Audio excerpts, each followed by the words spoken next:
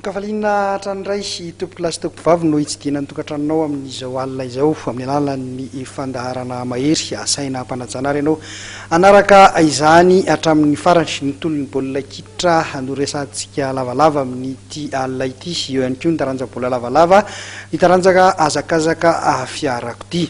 Etontsika manomboka ny fotoana ary amin'izao ariva izao dia ny fiadina ny amboaran'ny Madagasikara na ny Telma Coupe de Madagasikara lalao ampavanindalana izay nitanterahana tetsy amin'ny kianjaben'ny Mahamasina omaly asabotsy izany ka ny lalao voalohany izay arahantsika eto dia ny fihaonana teo amin'ny Cnaps sport sy ny Ajesafa Ambatondrazaka mazava loatra ny voaka mpandresy tamin'ny isa 2-0 zareo Cnaps sport.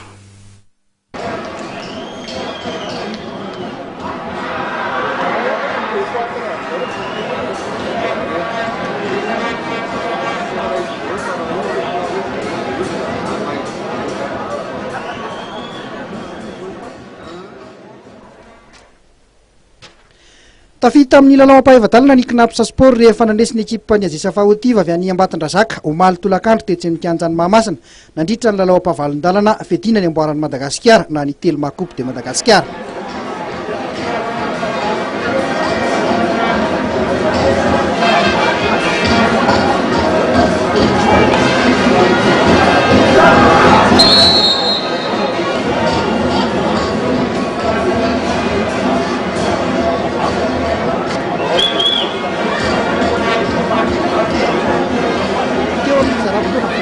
Fantarika tamin'ny saharay loatra ny Cnaps baolina tafiditra itojo teo amin'ny minitra 7:20. Hita ho nanahirana ny mpilalao ny Cnaps reto gona avy any Ambatondrazaka ireto. Betsaka ny baolina tokony tafiditra saingy diso hatrany ny famaranana ho an'ny lohalaharan'ny Cnaps. Amin'ny ankapobeny aloha zany nafinaritra fa nandresy tratra le tanjona didiavina androany fa ny ankapobeny le lalao somary mifangaro loatra ny fikoropahana sy ny fanafanganana ny lalao dia lasa be dia be le occasion raté. Anisan'ny mety nanimba kely le confiance eo amin'ny mpilalao zay zavatra. Manahoana zany ny fanomanana ny tohany? Ny tohany anomboka amin'ny somao avy zao ny fiadinan'ny tompolaka Madagasikara dia manohy foana zay satria efa nanomboka isika dia efa ao anatin'ny fanohizana azy hatrany. Ohatrany somary hita ho lesoka ve eo amin'le fampidirana baolina farany sa inona ny tena natonga ny enina tokony 5 tafiditra nefa ny roa ihany?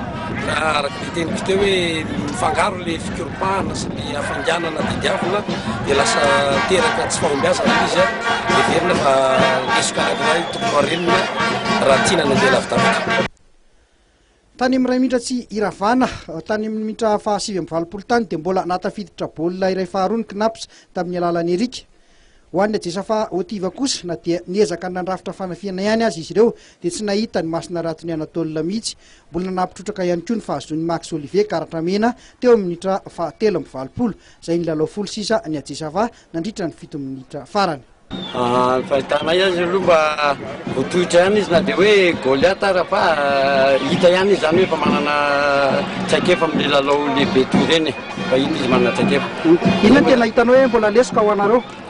Lesoka moa zany eo amin'le fanainganana an'le fanafanganana an'le lalao zany zay mbola votsavotsy zay tsy mahay manararoatra izay tena marina. Mbola tsy hainy le manararoatra mbola ezahana mafy zany zay amin'ny surtout amin'le Champions League. Manohy ny diany makany amin'ny lalao ampahavadalana zany ny Cnaps sport. Raha tsy misy ny fiovana dia amin'ny alarobia izao ny atsapaka amin'ny adingana manaraka.